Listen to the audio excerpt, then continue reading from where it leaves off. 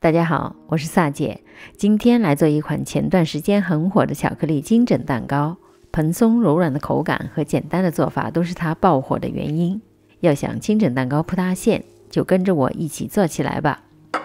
做法基本和戚风蛋糕类似，取3个大号的鸡蛋，每个连壳大约60到65克之间，分离蛋白和蛋黄，记得蛋白里不要掺入蛋黄，以免影响蛋白打发的效果。碗里先倒入植物油和可可粉，让可可粉充分的和油混合，再加入牛奶，搅拌2到3分钟进行乳化。看到没有油水分离的现象，就可以分2次加入过筛的面粉和玉米淀粉。用 Z 字的方法搅拌，直到见不到明显的面粉颗粒。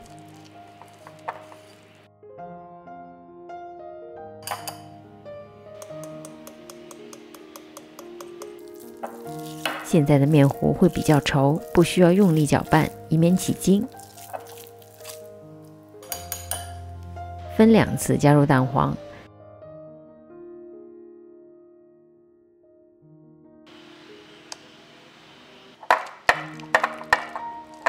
搅拌好的蛋黄糊应该是比较缓慢流动的状态，要比做戚风蛋糕的蛋黄糊稍微厚一点。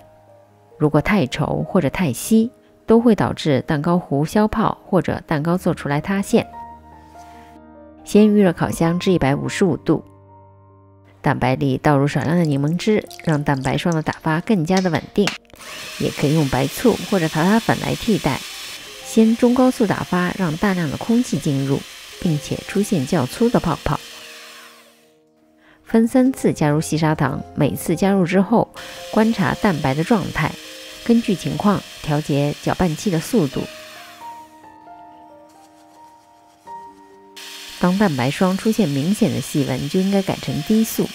低速打发让蛋白霜更加的稳定。当蛋白霜变得非常细腻有光泽，提起搅拌头出现这样的小弯钩状，就是中性发泡。再加入少量的玉米淀粉，进一步稳定蛋白霜。继续低速打发，直到出现这样的直立状态，又称为干性发泡。取1/3的蛋白霜倒入蛋黄糊里，由下至上的翻拌均匀。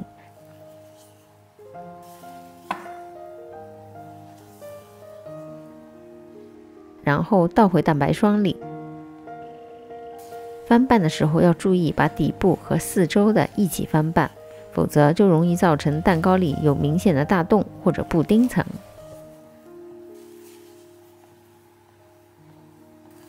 如果蛋糕糊太稠，加入蛋白霜之后不容易混合，反而容易消泡，就好像这样是比较失败的蛋糕糊。金枕蛋糕另一个不塌陷的最主要原因就是不要用不粘的模具。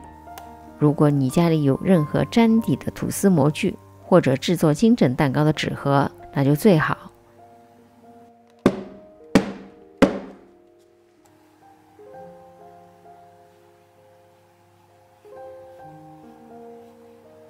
倒入蛋糕糊之后，用软化的黄油在中间表一道，可以让蛋糕有一条完美的裂痕。撒上杏仁片，放入预热好155度的烤箱下层，烤至65分钟。出炉之前，用竹签戳一下中间的位置，看看有没有熟透。取出之后，马上转移到架子上侧翻放凉。放凉之后脱模，整个蛋糕没有塌陷，非常的蓬松，口感也十分的绵密，可以一片片切着吃，一片接一片，停不下来。这款美味又简单的巧克力金枕蛋糕，大家不妨在家做完，发作业分享到我的 Facebook。离开前别忘了订阅、点赞和转发分享。我们下集再见。